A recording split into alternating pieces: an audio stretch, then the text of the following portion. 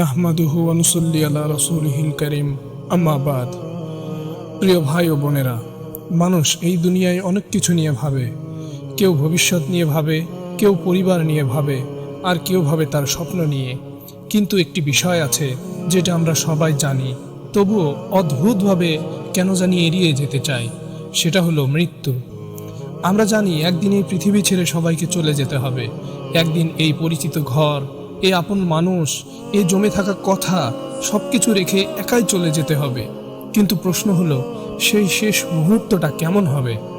যখন মানুষের নিঃশ্বাস ধীরে ধীরে কমে আসে, যখন চোখ স্থির হয়ে যায়, যখন চারপাশের মানুষের কান্না শোনা যায়, কিন্তু চাইলেও আর উত্তর দেওয়া সম্ভব হয় না। ইসলামে সেই কঠিন মুহূর্তের নাম সাকরাতুল মউত, অর্থাৎ মৃত্যুর যন্ত্রণা। মৃত্যু কেবল একটি জীবনের শেষ নয়, বরং অনন্তকালের নতুন জগতের প্রবেশদ্বার। কেন এই মৃত্যু যন্ত্রণা? কেন আল্লাহর প্রিয় বান্দারাও এই কষ্ট অনুভব করেছেন? আজ আমরা জানার চেষ্টা করব মৃত্যুর সবচেয়ে ভয়ঙ্কর সত্য। আল্লাহ তাআলা কুরআনে বলেন, কুল্লু নাফসিন যায়িকাতুল মউত, অর্থাৎ প্রত্যেক প্রাণীকে মৃত্যুর স্বাদ গ্রহণ করতে হবে। কিন্তু এই স্বাদ সবার জন্য এক নয়। মৃত্যুর সময় যখন মানুষের দুনিয়ার সম্পর্ক ছিন্ন হতে শুরু করে, সেই সময়টাকেই বলা হয় সাকরাতুল মউত।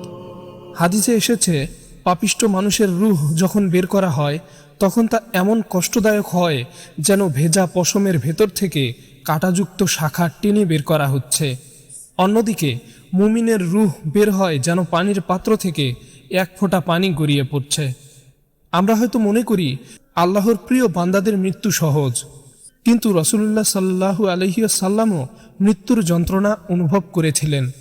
হযরত আয়েশা রাদিয়াল্লাহু তাআলা আনহা বলেন, ওফাতের সময় নবী করিম সাল্লাল্লাহু আলাইহি ওয়াসাল্লাম বলছিলেন, লা ইলাহা ইল্লাল্লাহ, ইন্না লিল মউতি লা সাকরাত, অর্থাৎ নিশ্চয়ই মৃত্যুর অনেক যন্ত্রণা রয়েছে।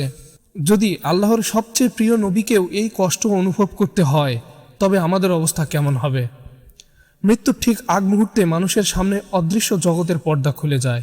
মুমিনের কাছে ফেরেশতারা আসে সাদা পোশাকে, জান্নাতের সুগন্ধ হাতে নিয়ে। তারা বলে, হে প্রশান্ত আত্মা, তোমার রবের দিকে ফিরে চলো।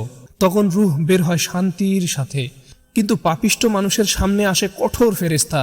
তারা বলে, হে অপবিত্র আত্মা, আল্লাহর গজবের দিকে বের হয়ে আয়।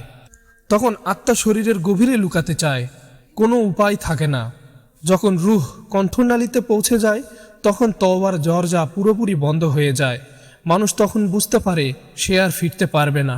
সে চায় আরেকটু সময় যাতে আল্লাহ তাআলা তাকে দেয়, আরেকটা সুযোগ, আরেকবার সিজদা।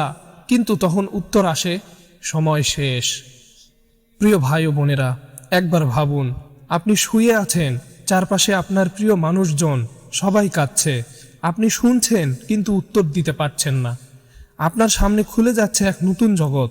সেই মুহূর্তে ধন সম্পদ, সম্মান, অহংকার সব কিছুই আর কোনো কাজে আসবে না, শুধু থাকবে আপনার আমল। কিন্তু যদি মানুষ ঈমানের উপরে থাকে, তবে এই কঠিন মুহূর্তেও রহমত হয়ে বদলে যেতে পারে। মৃত্যু তখন শেষ হয় না, বরং আল্লাহর সাথে প্রথম সাক্ষাৎ হওয়ার সময় শুরু হয়। এটাই মুমিনের জীবনের সবচেয়ে সফলতা। সাকরাতুল মউত আমাদের জন্য একটি বিশেষ সতর্কতা। আমরা প্রযুক্তিতে ব্যস্ত, দুনিয়ায় ব্যস্ত, কিন্তু কখনো কি ভেবে দেখেছি আমাদের শেষ নিঃশ্বাস কেমন হবে? রাসূলুল্লাহ সাল্লাল্লাহু আলাইহি ওয়াসাল্লাম আমাদের শিখিয়েছেন, নামাজ, কোরআন, জিকির, তওবা এসব মানুষের মৃত্যু সহজ করে। আসুন আজ থেকেই আমরা নিয়মিত নিজেদেরকে কোরআন, নামাজ, জিকির, তওবা এসবের মাধ্যমে যাতে নিজেদের পরিবর্তন করতে পারি।